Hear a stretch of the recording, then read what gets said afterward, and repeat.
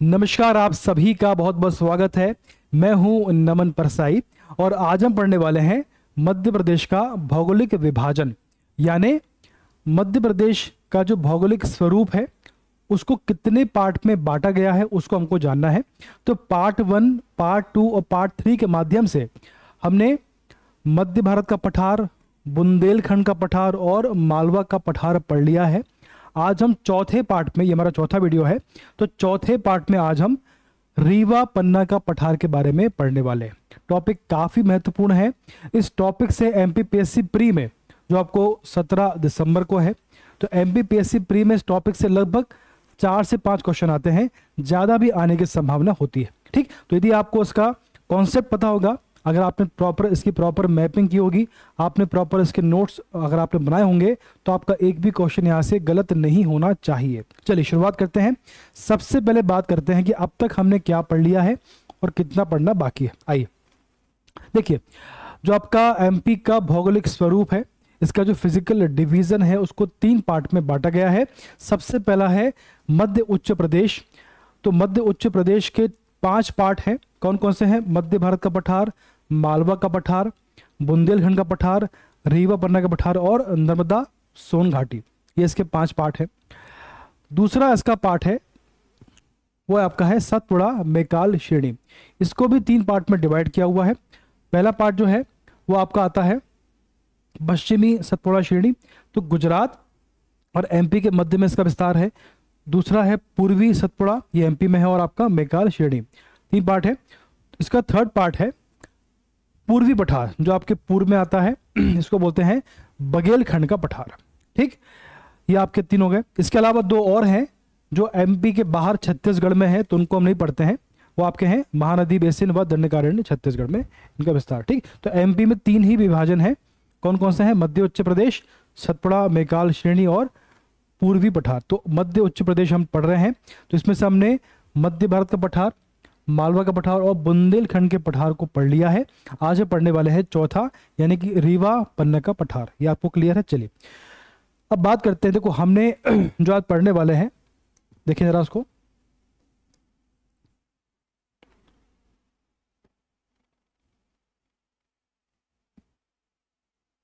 अरे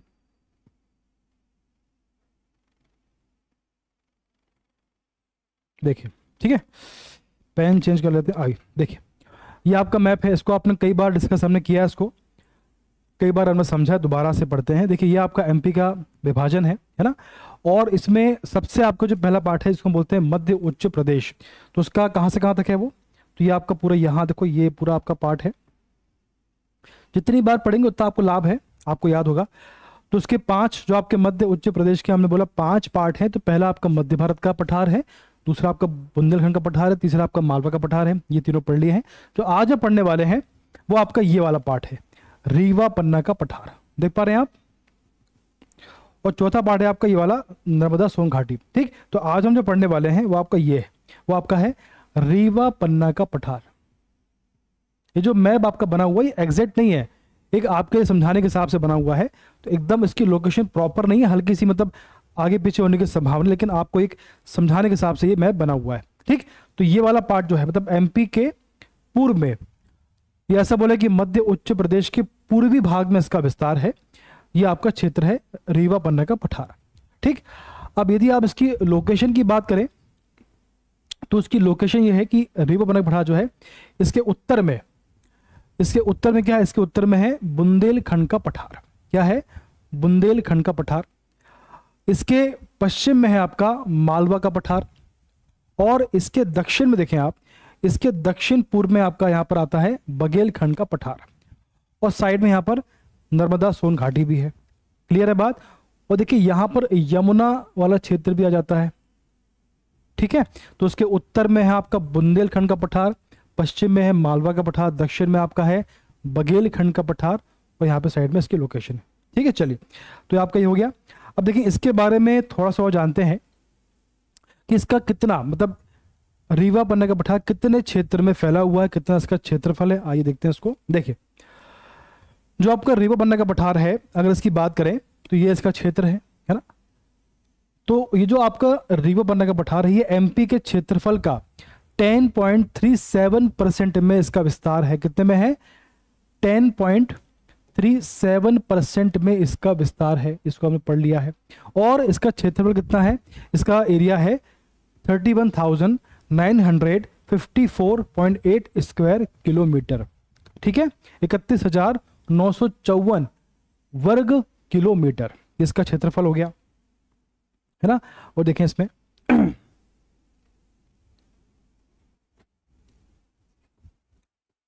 ठीक है, चलिए आगे बढ़ते हैं। आप देखो जरा, अगर आप इसकी लोकेशन की बात करें, देखो जरा, बेसिकली क्या होता है कि हम बात कर रहे हैं कि जो आपका पृथ्वी है, इसमें कुछ काल्पनिक रेखा होती हैं ग्लोब में, है ना। जो ऐसी तिरछी होती है उनको बोलते हैं हम लोग अक्षांश रेखा, और जो खड़ी होती है, ये आपकी तिरछी, उनको बोलते हैं अक्षांश रेखा, और जो तिरछी होती है ऐसी खड़ी होती हैं उनको बोलते हैं हम लोग देशांतर। ठीक है, तो हमको जानना है कि एमपी में जो आपका रीवा पन्ना का पठार है वो कौन सी अक्षांश और कौन सी देशांतर के मध्य है। अब चूंकि देखिए हमारा ये बीच में जो आपकी रेखा है, बीच वाली, ये आपकी होती है, ये आपकी होती है विषुवत रेखा, इसको बोलते हैं इक्वेटर। ठीक, ये पृथ्वी के एकदम मध्य में होती है, ये आपका मध्य वाला भाग होता है। तो इसके उत्तर में जो अक्षांश रेखा होती है उनको बोलते हैं उत्तरी अक्षांश, और इस तरफ जो रेखा होती है उनको बोलते हैं पूर्वी देशांतर। तो आपका जो एमपी है वो यहाँ पर आता है।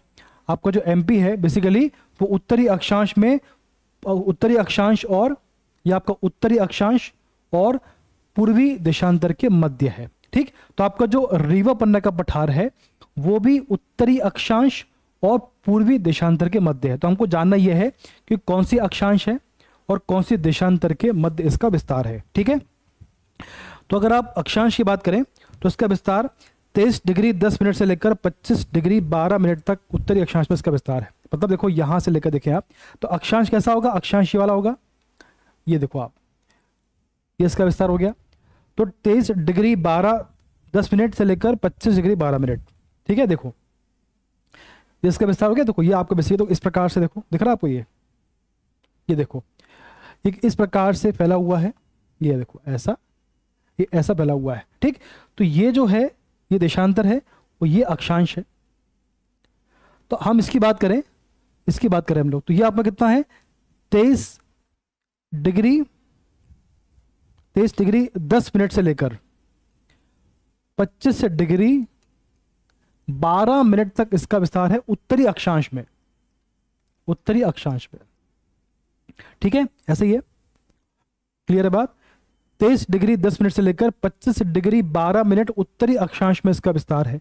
अब देशांतर की बात करें तो देशांतर में कितना है? 74 डिग्री 4 मिनट से लेकर 82-18, 74 डिग्री 4 मिनट से लेकर 82 डिग्री 18 मिनट तक इसका विस्तार है। ठीक है, ये आपको क्लियर हो गया।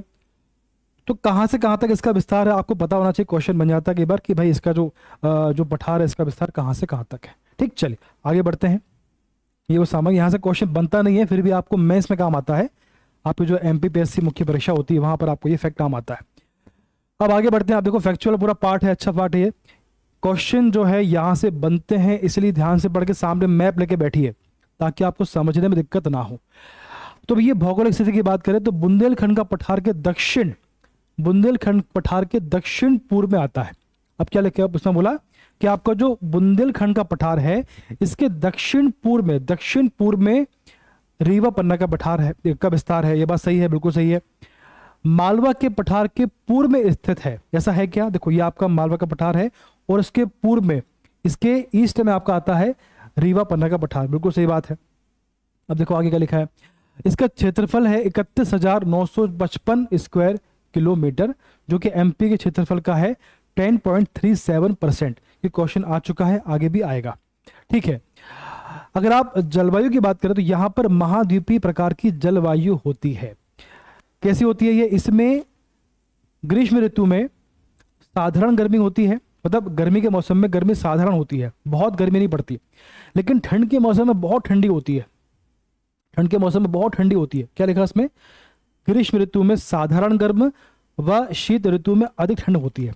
तो आपकी जो महाद्वीपीय प्रकार की जलवायु होती है तो उसके आसपास कितना पानी है, कितना जलाशय है, कितना जल की मात्रा है, उसके आधार पर इसका निर्णय होता है, उसके आधार पर इसका जलवायु का निर्माण होता है। ठीक, तो ये है महाद्वीपीय, गर्मी में साधारण गर्मी और ठंड में अधिक ठंड। तो इस प्रकार की जो आपकी जलवायु होती है उसको बोलते हैं महाद्वीपीय जलवायु। क्लियर है बात? चलो आगे बढ़ते हैं। फसलें, यहां पर जो है गेहूं, ज्वार आदि प्रकार की फसलें यहां पर होती है। ठीक, अब देखिए फसलें कैसी होती हैं इसका निर्णय होता है कि मिट्टी कैसी है। अब मिट्टी कैसी है उसको जानते आइए देखें। वर्षा यहाँ पर होती है 100 से 125 सेंटीमीटर, तो वर्षा यहाँ पर्याप्त होती है, वर्षा काफ़ी अच्छी मात्रा में होती है। ठीक, चलो अब देखो मिट्टी की बात करें।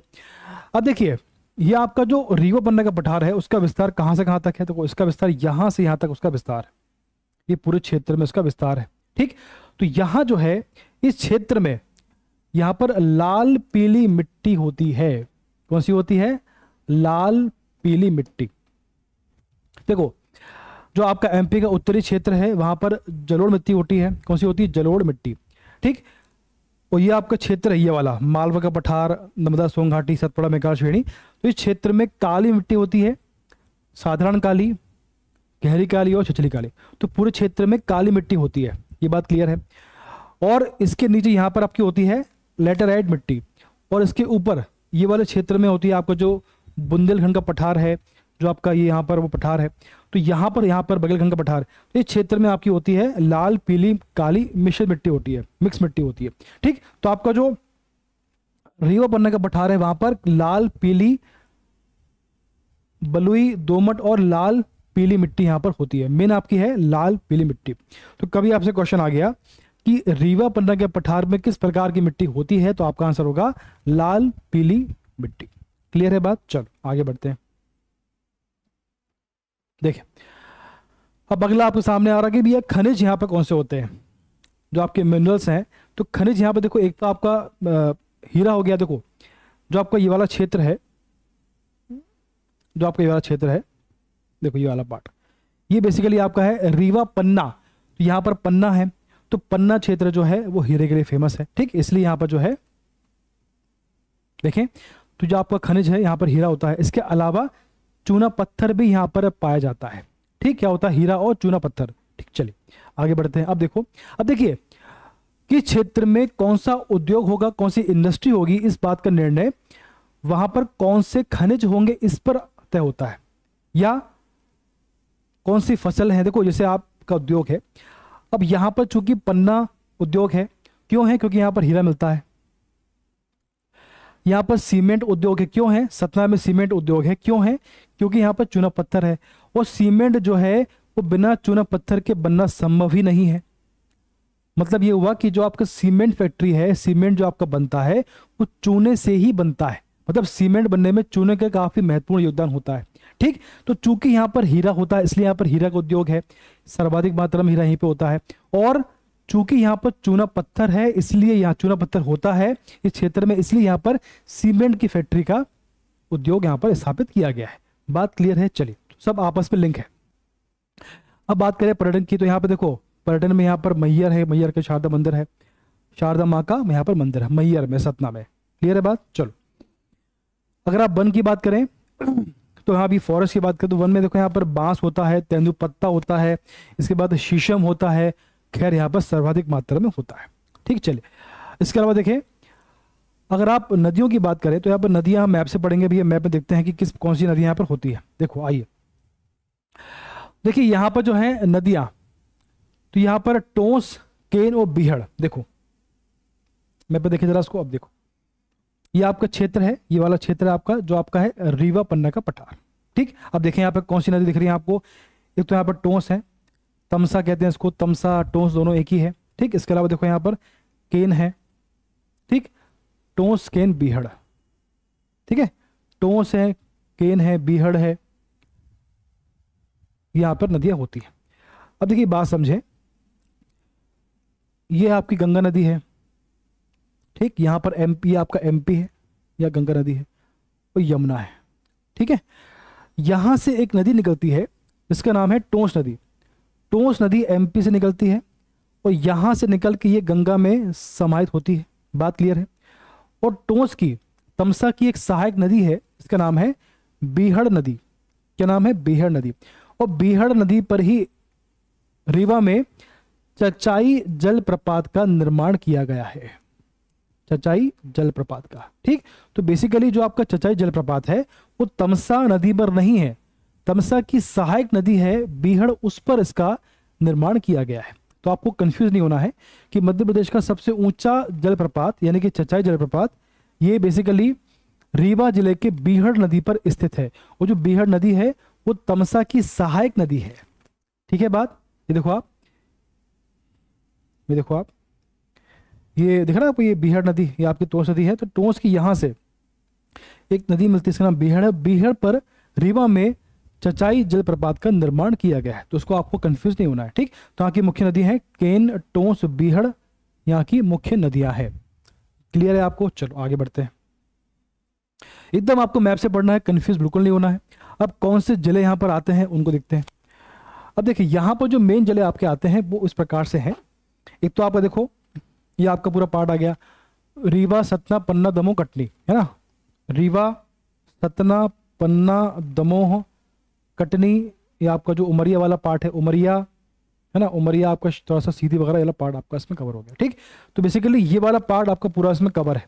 अब इसमें जो मेन जिले हैं वो ये हैं, बाकी पूरा देखो पूरा एग्जैक्ट इस पे लोकेशन निकाल पाना पॉसिबल नहीं है, एक अंदाज से निकालते हैं। तो अंदाज के देखें तो रीवा, सतना, पन्ना, दमोह, कटनी, उमरिया, आपका सीधी वाला पार्ट इसमें कवर है। क्लियर है बात? चल अगर आपको मैप क्लियर होगा तो आपके क्वेश्चन कभी इसमें गलत नहीं होंगे।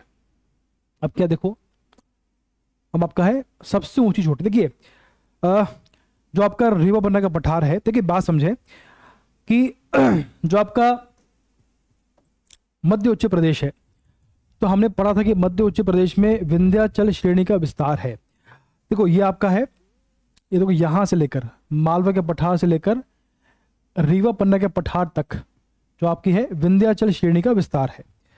जो विंध्याचल श्रेणी है उसके पूर्वी विस्तार को बोलते हैं कैमूर और भांडेर, ठीक। तो आपका जो भांडेर और कैमूर वो भी विंध्याचल श्रेणी का ही पूर्वी विस्तार है। बात क्लियर है? तो विंध्याचल श्रेणी का जो है यहाँ पर एक भांडे श्रेणी है, और भांडे श्रेणी पर ही एक चोटी है जो रीवा पन्ना पठार की सबसे ऊंची चोटी है। उसका नाम है सद्भावना या गुडविल चोटी। क्या नाम है?